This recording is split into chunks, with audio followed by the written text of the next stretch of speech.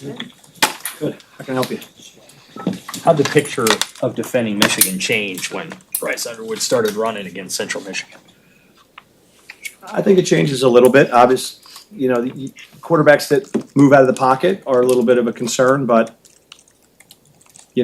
we saw that in week one. We made our adjustments, both schematically and just philosophically. So I think we're going to be a little bit more prepared for that element of the game in terms of how we call the game, how we approach that player, and each player is different. The quarterback for Cincinnati had really a history of being a runner, and when you watch number 19, he is a pro-style drop-back quarterback with enough athleticism to get out of there, but he wants to be a pro quarterback that's going to sit in the pocket and throw the football and make reads. So similar players, but different in their own way. How much of his run is more scramble versus, say, design run? I had 2 design runs. 7 of them were undesigned. I could be wrong. I'm not in their offensive meetings, but it looked to me like 6 or 7 of those runs were him taking off after undisciplined pass rush lanes or a play breaking down, which that's just standard operating procedure. Most quarterbacks are going to scramble in those situations. He obviously had that quarterback counter where he scored a touchdown, and then I think he had a zone read where he pulled it and the defensive end tackled him. Other than that, it was him making some plays with his feet outside of the framework. What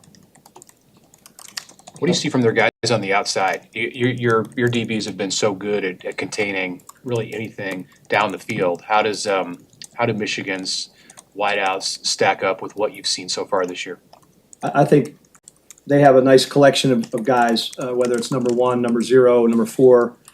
They're tight ends, 17, 44. They all present some problems for us, both on the inside and the outside.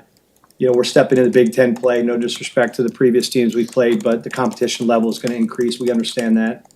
The challenges are going to increase, but our approach isn't going to change. We feel like we have a strength in the secondary, and ultimately, at the end of the game on Saturday, our ability to match up with those players is going to have some type of some type of impact on the outcome of the game. Is that secondary? I mean, it's statistically lights out. Is it playing about like you expected this year? Is this about what you envisioned? That's what we'd hoped.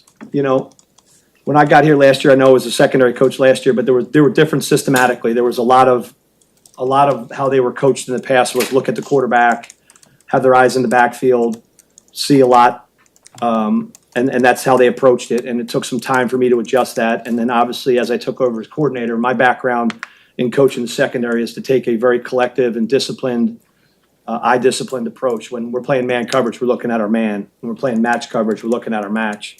Like, we're not looking at the quarterback. In order to defend the pass, you have to defend the receivers, and the quarterback comes second. So I think that those guys have embraced that. They've had more time on task. That just comes with time being around me, and Coach Addison's doing a good job of coaching it the way I want it coached. So, and then obviously the athlete of the players has continued to improve. I think we've got 3 really good corners, that can match up, that have shown they can match up. We have safeties that can cover. We have linebackers that can cover too. I don't think that can be discounted. The teams have tried to leak running backs out, tight ends out, whether it's Javen Wright or Vincent Shavers or whoever it's been. Like, our matchups have not just been on that corner. We've been doing a pretty good job of matching up with whoever they've been sending out there. So, and that's the key, is making sure it really comes down to eye discipline and execution within the coverage systems, and then having enough variety in your coverage systems to confuse the quarterback. When did you see your defensive backs start to pick up what you were asked to do? Was it in the spring or was it in training camp? I think it was probably a combination. It's just when I took over, one of the number one things when I talked to Matt is we're going to improve our eye discipline, and we're going to improve our just overall discipline and coverage.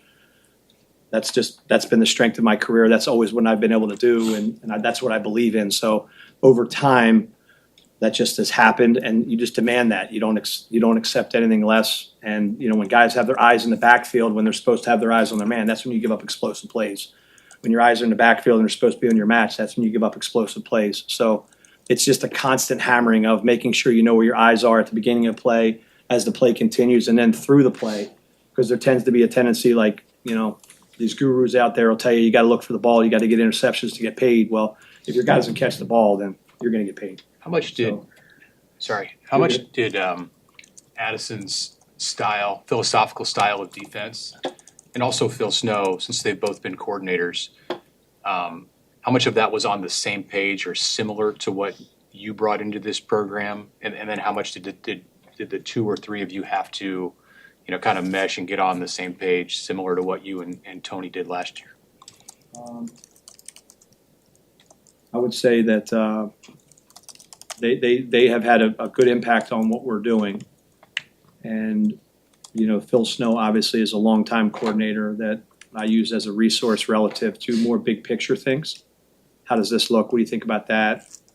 Do you have any general concerns, self-scout oriented? But as far as what we're doing on defense, we're doing what we think is best as we move forward. And then Addison's just been a great addition in terms of, he's been a perfect guy for me to work with. Our personalities are very different, but that is what I was looking for, more so somebody that can kind of bounce off of me as opposed to doing it exactly like I ask. And he's been good in that regard and been able to communicate the message to the room that I wanted to continue.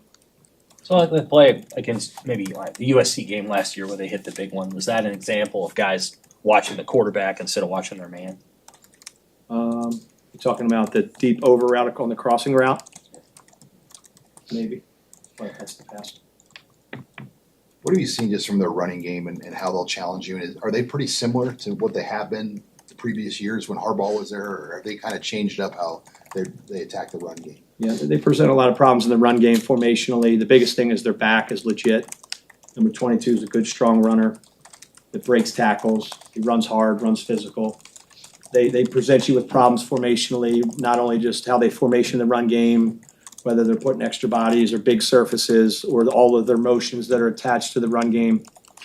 And then the running back sees it, so he can find his creases. If you look at their explosives through the year, I think already their running back, number 22, has 6 or 7 runs over 20 yards that have had huge impacts on the games. Mexico game broke a couple runs that kind of broke the game open. Had a 75-yard run against Oklahoma that really was the majority of their offense. So their run game and then their play actions and their bootlegs off the run game are their bread and butter. That's a pro-style offense that's going to set you up with trying to force you to maximize your box count to defend the run so that they can take some shots over the top of you. And we've got to do a good job of defending that run game, playing with good eye discipline so nobody can get behind us and we don't give up any explosive plays in the run game, but also in the pass game because we're overcommitting to the run. I know the competition goes up, but have you seen the usefulness for this D-line the last couple of weeks just in the day-to-day of getting better? Yeah, I think that, when I stand up here and say that the heart and soul of your defense is your D-line, I believe that. And so we have to, it's great that we have the luxury of having the secondary players that we have that can hold up on the outside, but how this defense goes is going to be dictated by how well our front plays, both in terms of how they play and the impact that they have on the game. So part of that is the effort, the physicality, the execution, but also as part of it is we've got to help them with how we're designing the movements, how we're designing the fronts, how we're attacking what we think the weaknesses of their offense are. We're not just going out there and saying, hey, this is what we do and we hope it works. We have a very pointed approach to the players we're attacking on their offense.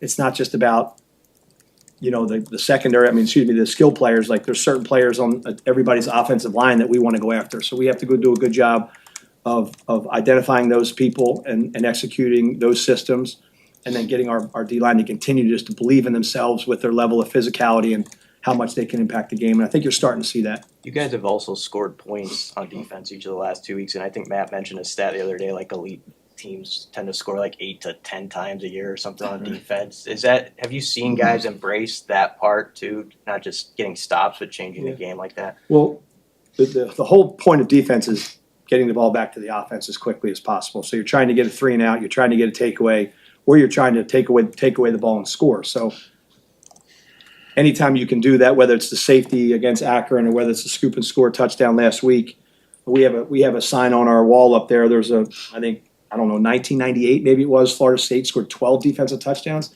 which is incredible. And I think in 2000, and at one point the Huskers had 10, which is insane, 10 defensive touchdowns. So I think anytime we can impact the game in that way, whether it's taking the ball away and giving our offense a short field like we did in the Cincinnati game, where it's scoring on defense like we have in the previous two games, our job is to impact the game in any way we can, and we have to put pressure on the other team's offense to force them into mistakes, and then we got to capitalize on those mistakes. Speaking of the scoop and score, how fired up were you for Williams to get that touchdown? Yeah, that was great, and he made it look so natural. He's such a great athlete. He picked the ball up like it was a little orange. His giant hands, and then he was just kind of casually jogging down. And I'm like, yo, bro, you better pick it up. That guy's going to – I asked him if he knew who Leon Lett was, because obviously there's that famous clip from way back when, and he looked at me like, Leon Lett? What are you talking about, bro? But, that just shows him. That was effortless in terms of, obviously, a great job by Riley. We practice that every single day. Every Tuesday and Wednesday we practice taking the ball away from the quarterback as a blitzer, as a pass rusher. Riley executed that to perfection. And then we work on scooping and scoring with Coach Snow. He has a scoop and score drill where everybody goes through it as a circuit, and Will executed that, flawlessly. So excited for anybody that makes a big play like that, because I asked them when they do that to make you feel good, and they all say yes. So I'm trying to get them to do that as much as possible so they can feel better. And so can I. With Underwood, how much more creative? Excuse me, I'm sorry. How much more creative can you get going against a true freshman quarterback that has only 3 games under his belt? Experience is key in football. Experience is key in life. So the more he sees in games, the better he's going to be down the line. It's our job. We've got to stop the run and put them into advantage situations for us where we can then affect him. If they're in advantage situations, 1st and 10, 2nd and 5, 3rd and 3, the whole game, that's an easy game plan, an easier game plan for a quarterback to execute. But if we're stopping the run, putting him behind the chains, forcing him to play quarterback in a drop back system, then that'll allow us to maybe do some more things to affect him and put some pressure on their offense and put some pressure on him. But it all starts with stopping the run and establishing that early in the week and early in the ball game so that we can get a feel for how this game's going to be played. Thanks, Coach. Thank you all. Thank Have a good day.